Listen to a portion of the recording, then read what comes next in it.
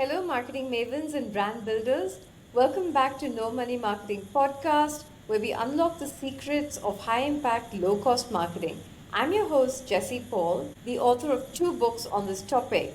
And today I'm really excited to have Monisha Devaiah with us, a leader in the marketing world across the Asia Pacific for AVIXA. So, Monisha, something I really like about what you have worked with is the power of building communities across your career. So, it's a slightly unusual marketing area. So, maybe you could just kick off this call by telling me how, has that worked for you? First, a little bit about what is AVIXA and how does community help you?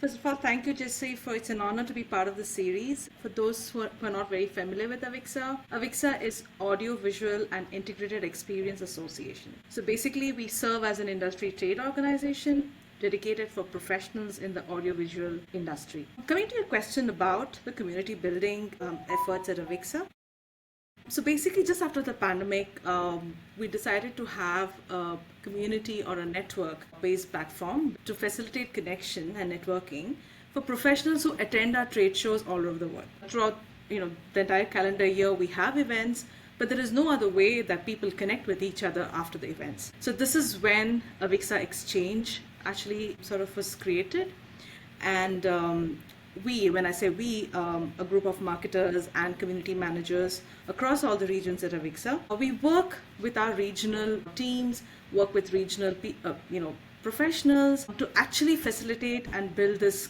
network through communication, through thought leadership articles, and basically try to build spaces which people are comfortable with. So for example, we have a space for women in audiovisual, it's for marketers in audiovisual industry. So it helped us build a way to people to build their own brands, be it enterprise or individual brands, influence decision making, and also attract talent. So I think it has worked really well for us because as a hub for the audiovisual industry, what we aim to achieve, we have been able to get that to get going together on the exchange.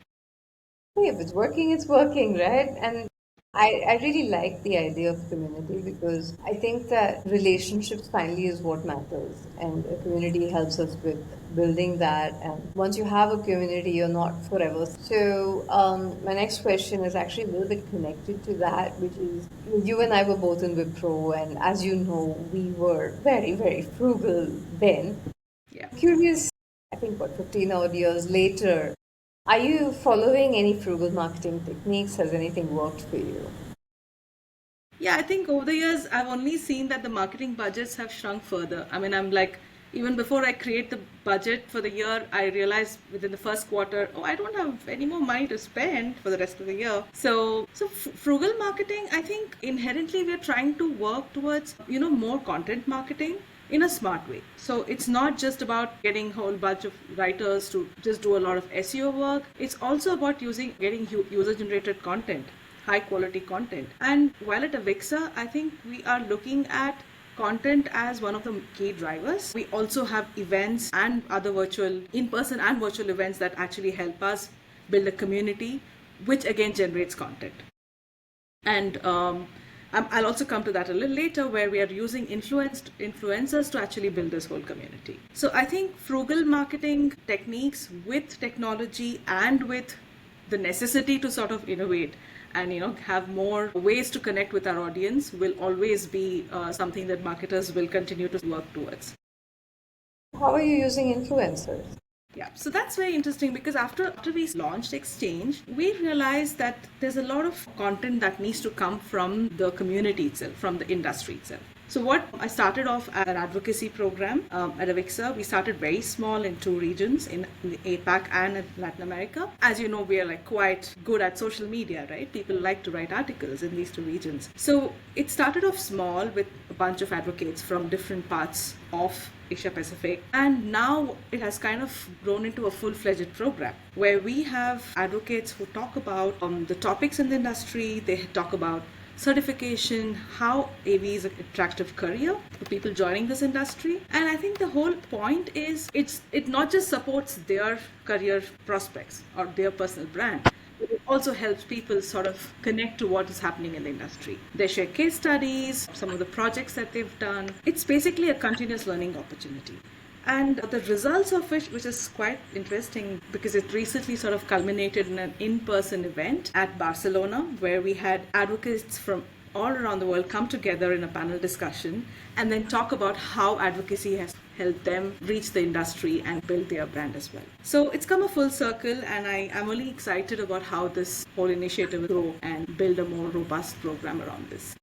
Nowadays, every time people talk about people as being influential, as being domain experts, my next Yeah. question is always, here comes AI. How are you actually seeing that pan out? How do you see it playing a role? Are you using any tools? What's working for you in that space? I would say that you cannot escape AI, right? AI is more or less somewhere going to find its way into your workflow. So, in terms of generative I use a lot of generative AI tools for both content and creative. Definitely makes me very productive, frees up my time for other things like work more on strategy, on other ideas. So I think the capabilities of AI has in every space, be it Canva, be it Sprout, be it Salesforce, it's only going to integrate in everything that we do and you know basically simplify the workflow. I'm definitely a big champion for AI in marketing. Since I've got you as a champion, a lot of people have misconceptions, and I see it everywhere, right? So sometimes people say, "Oh, you got to use this tool," and you're like, "Okay, dude, you actually haven't used it yourself. You've got some minion trying it out." Because as soon as you start using the tool, you're like, "Okay, there are all these problems which you never told me about," or there are others who are like, "Oh my God, all jobs are going in a year." Yeah, So the myths are at both levels. yeah. So, from your experience, because you do deal with a larger community, what do you think are common misconceptions, and what's your take on them? So I think one of the biggest misconceptions or fear that people have, especially in marketing, of course, keeping aside the whole ethics and AI and everything, I think it's about, is it going to replace us?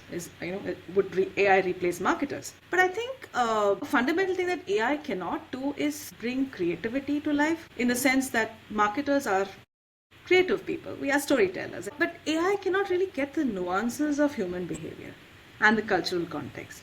That is not going to be taken away by AI. But as marketers, if you're smart to train AI the way we want for it to work for us, I think that would be a game changer. So even for, say, graphic designers, I don't think it's going to take away their jobs, in the sense that if they can adapt to it, if they can sort of upskill them and use AI to sort of free up a lot of mundane tasks and maybe also look at newer formats, that's not going to take away their jobs. It's only going to make them go up the value chain. Yeah, I think it helps with productivity, and as you rightly said, it's a question of how much of the non-automatable work do you bring to the table, right? Um, so tell me a little bit, where all have you worked since we last worked together in Wipro? Yeah.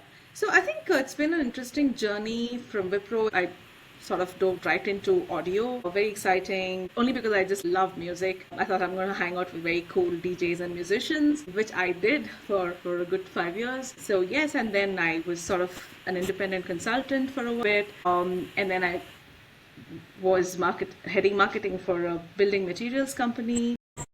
And then somehow I found my way back into AV. So it's sort of like it's come a full circle. I think it's been an exciting journey because I've just taken that leap of faith, pushing the boundaries, and just sort of just taking what comes my way. So when interviewers ask you what's the secret sauce that you're able to bring leverage, tech, audio, building materials, literally brick to click. What's your answer for that? So I would say that any opportunity for marketers, it's not just, I don't want to really bracket myself as a B2B or a B2C marketer. As long as, I'm able to understand the consumer better, what are we there for? What are we trying to really address? The basic tenets of marketing remain, right? So that excitement of working with different people, with different industries is what sort of excites me more. So it's never by chance, but it's about the excitement of working in a new industry, which really gets me going. What would you say were like the key skills to thrive today? I mean, a lot of the skills we used to have even 10 years ago, I don't think are relevant anymore. So, what do you think is relevant today? traditional marketing skills will never fade away, or we definitely have to, keep revisiting Kotler, segmentation, targeting, positioning, and whatnot. But I think as technology evolves, as marketers, I would say getting hands-on with technology. So for example, if it's SEO, really getting behind what goes behind in the SEO strategy or a campaign, or even if it's AI. So that is going to be very essential, because there are experts to do that job. But if you do not understand how it works, that may not really help you make decisions, or take a campaign forward. Again, with AI, I think I would say that embrace AI, but keep your unique voice. Just to not use AI to generate content which does not really reflect your sense of style or voice. And I think for marketers, it's very important to also develop emotional intelligence, to understand what is the consumer thinking. Maybe do a short course on consumer behavior, or what really helps them make decisions. So I really think, if you do a course in, say, psychology, or if you're a psychologist, you can do very well in marketing, because you're able to understand humans. We are marketing to humans. So this would be, I think, sort of my 2 cents in marketing. That's actually a good take, that we do best at being human. That's the one thing we really need to get deep into now. Yeah. And again, I think now you've been working for what, 20 odd years? Yeah, a little less than Any 20 years, yeah. barriers that you've had to overcome being a woman in particular?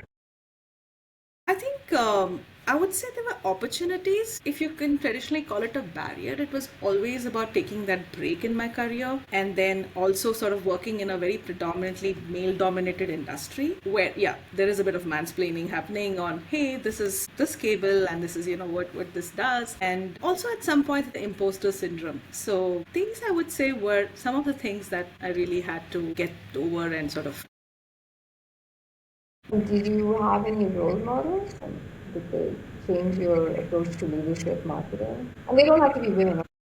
Yeah, so role models, I think I really look up to people who I have personally worked with, like their leadership styles. I would say I've been really impressed, or rather inspired by some of the C-suite leaders in early years of my career, where they were so humble. I think the humility sort of something I really take, I try to imbibe. And there's also an entrepreneur that I worked with, second generation entrepreneur. He knew so much about marketing without a formal marketing degree. So I had to learn so much, unlearn marketing, really see how he does things in a very different way.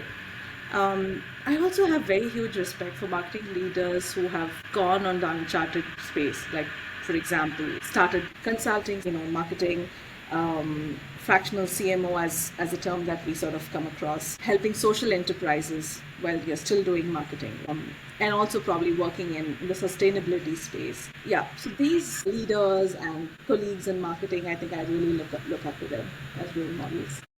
And what's your advice for Gen Z leaders who are waiting to enter the marketing world?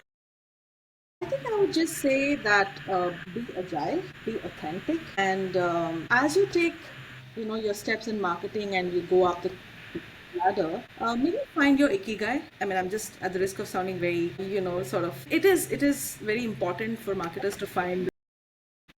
Yeah, find your Ikigai and look at fulfilling career. It's not just about, the next level in marketing, or this is what I'm going to sort of achieve, but it's also about, is it really making you happy as a marketer, as a human? So we're moving to the rapid fire round, and I'm just going to ask you a set of questions and just really fast, punchy answers, and if you censor anything, feel free to blurt out what comes first to your head. So we're starting the rapid fire round.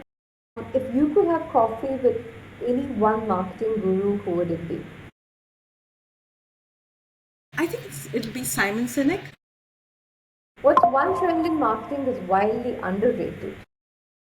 Community marketing. Podcasts or books? Okay, books. The Anyway, most surprising item in your work bag?